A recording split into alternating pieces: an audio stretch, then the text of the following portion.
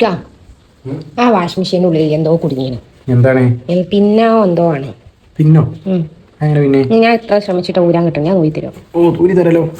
വാ, സിമ്പിൾ അല്ലേ? ഓ അത്ര സിമ്പിൾ ഒന്നല്ല.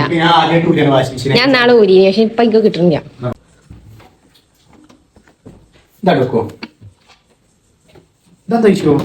ഇതിന്റെ മേലെ വെക്കണം ഉണക്കുമ്പോ.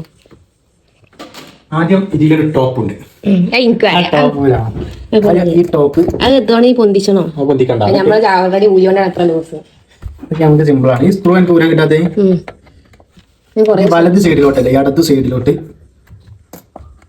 ഇങ്ങനെ തിരിച്ചു വിടണം. ഇതാണ് ഊരാൻ കിട്ടാത്ത. നിങ്ങൾക്ക് ഊരാൻ കിട്ടിയല്ലോ.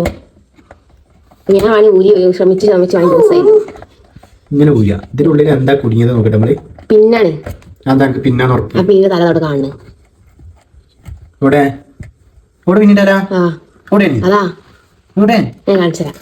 ഇവിടെ ഈ പാത്രത്തിന്റെ ഉള്ളിലാ തല ഞാൻ ഇങ്ങോട്ട് കാണുന്നുണ്ടാക്കുന്നത്. ഈ ഓട്ടോട്ടുള്ള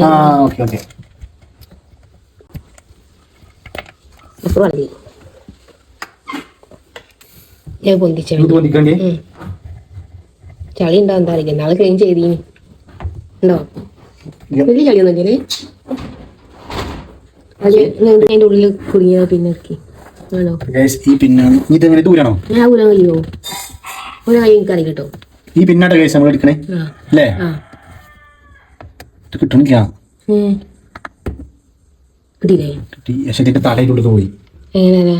തല ഉണ്ടാവില്ല ഈ കാലം. തലയ്ക്കാതെ ഉണ്ടോ? തല പിന്നെ ഈ പിന്നാണ് അശ്രദ്ധ. അശ്രദ്ധ വേറൊന്നുമില്ല. തല ഉണ്ടാവില്ല. ഈ തലന്റെ ഭാഗമല്ല മോൾക്ക് പൊന്തി നീങ്ങിയത്. അല്ലല്ലോ. ആണ് ഈ ഭാഗമല്ല മോൾക്ക് പൊന്തി നീങ്ങി. ഈ ഭാഗം പൊന്തി അല്ല, ഈ ഭാഗം പൊന്തി നിന്നേ. ഇങ്ങനെ ഉണ്ടേനി. ഉറപ്പാ? ഉറപ്പാ. നിങ്ങൾ വാഷിംഗ് മെഷീനെ വൃത്തിക്കണ്ടേ? എന്ത് ചളി ഉണ്ട്.